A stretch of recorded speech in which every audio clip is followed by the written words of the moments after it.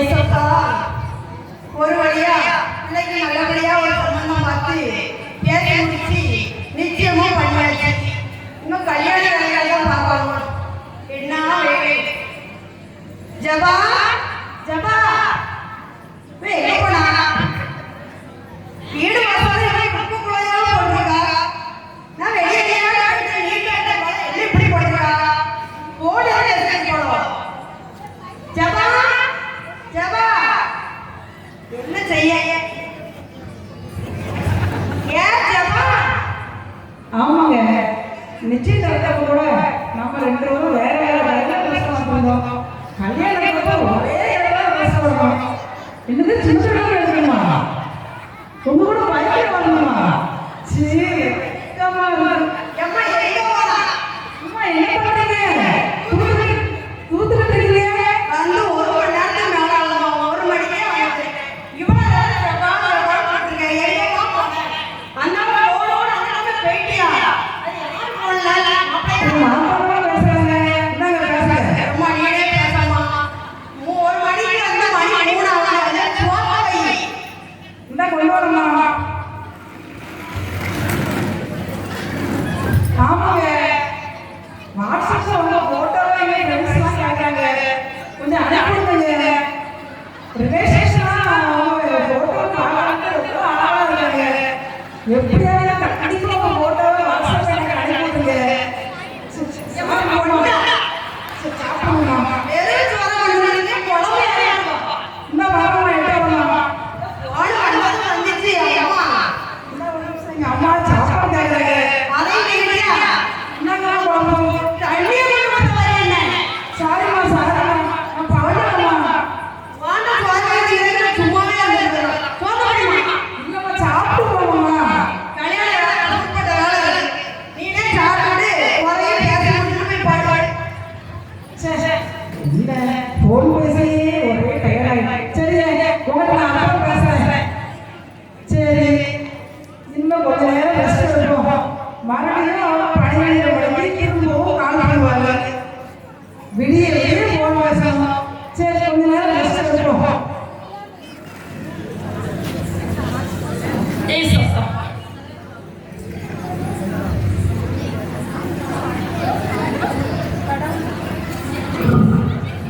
கடவுளால் ஆசீர்வதிக்கப்பட்டவளே, ஜெபா ஜெபா.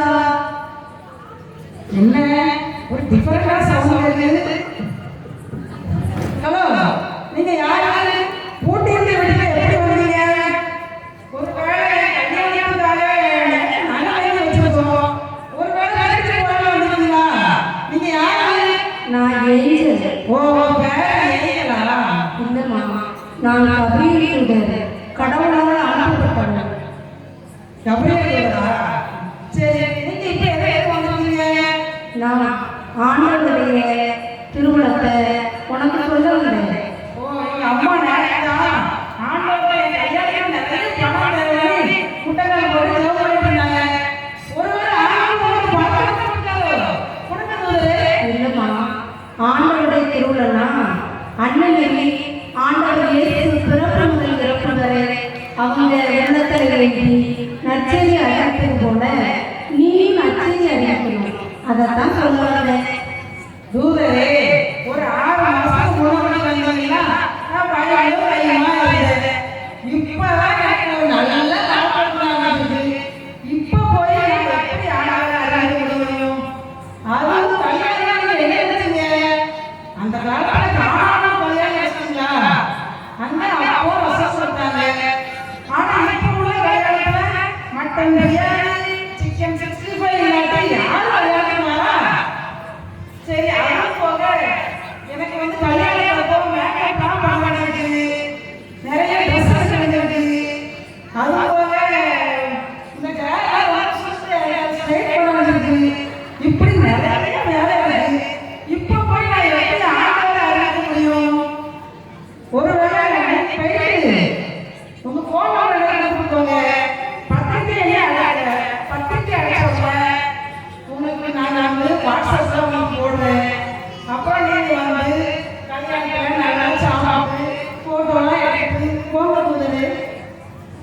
அந்த காலத்துல அண்ணி மரியாதைக்கும் நான் தூதுரைக்கு போனேன். அவங்க கூட இந்த அளவுக்கு கேள்வி கேட்டது கிடையாதுமா. உலக பிரகாரமா இருக்காத இந்த காலத்துல, இந்த திருவிழா காலத்துல ஒருவன் உலகமெல்லாம் ஆதாயம் கொண்டாலும் தன் ஆன்மாவை இழந்தால் என்ன பயன் என்று சொல்லி அந்த இறைவார்த்தையை நமது சபரியார் வாழ்வாக்கி நற்செய்தி அறிவித்தார். நீனும் இந்த திருவிழாவில் அற்புதமான திருவிழாவை கொண்டாட மனம். சரி, நான் யோசிச்சு பார்க்குறேன்.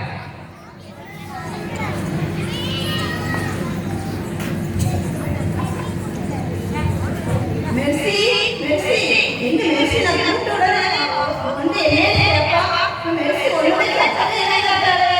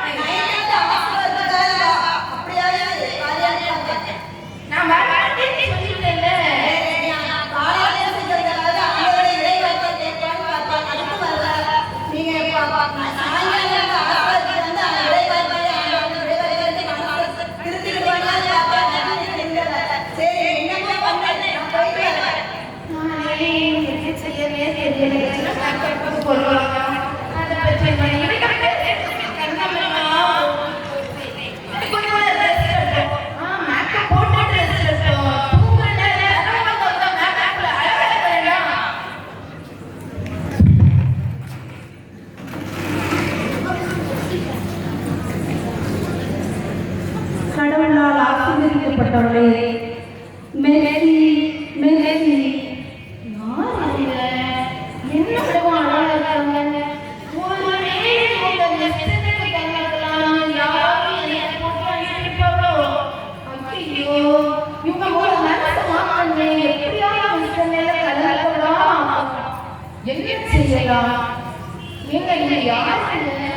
நான் கபரி தூதர், கடவுள் நற்செய்தி அறிவித்து உனக்கு வந்திருக்கேன். ஆண்டவரை நம் தாய் அண்ணி மரியா எப்படி உதரத்தில் தாங்கி ஆண்டவரை பிறப்பவர்கள் இறப்பவரை ஏற்று அவங்க நற்செய்தி அறிவித்தாங்களோ, அதே அதே மாதிரி நீனும் நற்செய்தி அறிவிக்கணும். அதுக்கு தான் நான் உனக்கு சொல்ல வந்தேன். நீ துன்பப்படுவோம் கஷ்டப்படுற மக்களுக்கு, ஏழை எளிய மக்களுக்கு, ஆறுதலில் தவிக்கிற மக்களுக்கு நீ நற்செய்தி அறிவிக்கணும். வெளியில போயா? ஆமா. முடியாது முடியாது முடியாது.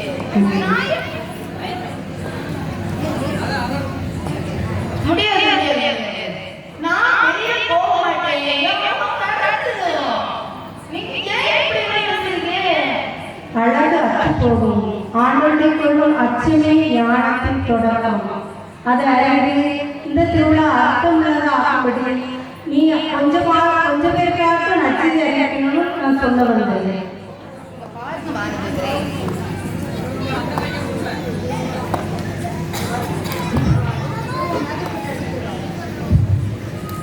இங்க பாருங்க மாணவர்களே, இந்த அடுத்த மாசம் மிஸ் அதுலலாம் வெற்றி பெறலாம். அதுக்கடுத்து மிஸ் இந்தியா வருது, அதுலயும் நான் வெற்றி பெறலாம். அதுக்கப்புறம் மிஸ் வேர்ல்ட் வருது, அங்கேயும் வெற்றி பெற்றது. எல்லாரும் பேட்டி எடுக்க வருவாங்க. அப்ப நான் அழகத்தை பற்றியும் அழகத்தை பற்றியும் நான் சொல்லுவேன். அந்த நேரத்துல கொஞ்சமா உங்களுக்காக நற்செய்தியும் மக்களுக்கு சொல்லுவேன்.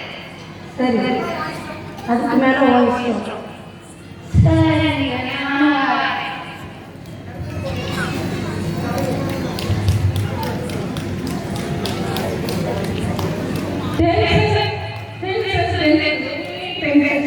காலையில் எந்த பக்கத்தில் ஒரே டென்ஷன் தான். ஏன் இந்த பக்கம் வீட்டுக்காரன்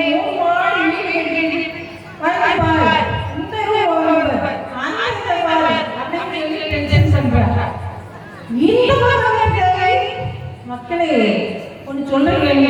இப்ப தங்க விற்கிற விலையில 10 ரூபாய் வந்துருக்கா, 6 போட்டுவாரு, போட்டுவாரு, அப்படி இவன் ஒரு சரி. அடுத்து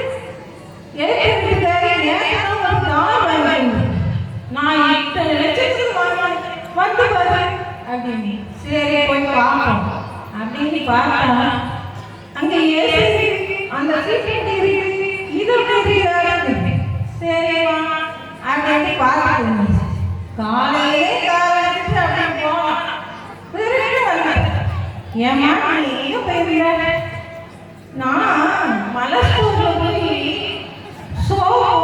சேவை வாங்கிட்டு அப்படின்னு சொல்ற. பிறகு கொஞ்சம் போட்டு போனோம், அப்படியே போனோம். பிறகு விசிட்டு வந்தோம். ஏமா இப்ப எங்க போறேன்? இந்த சுசிலா கடையில போய் இட்லி வடை வாங்கிட்டு வந்தேன் அப்படின்னு சொல்றோம். சரி இருக்கட்டும் அப்படின்னு பார்த்தா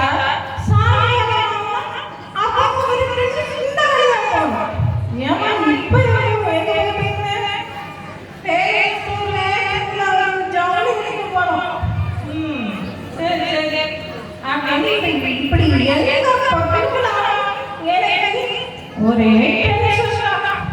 நான்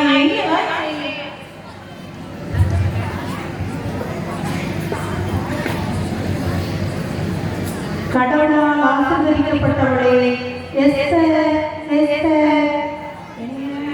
ஒரு மாற்றம் அத்தியாச சத்தங்கள் யாரு?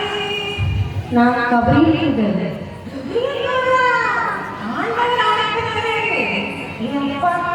ரொம்ப சத்தமே. ஆனால் பாருங்க, எனக்கு நீங்க சொல்றீங்க பொறுக்க முடியும். ஏன் நீங்க வந்து என்ன சந்திக்க வந்தீங்க? சரி, கடவுளா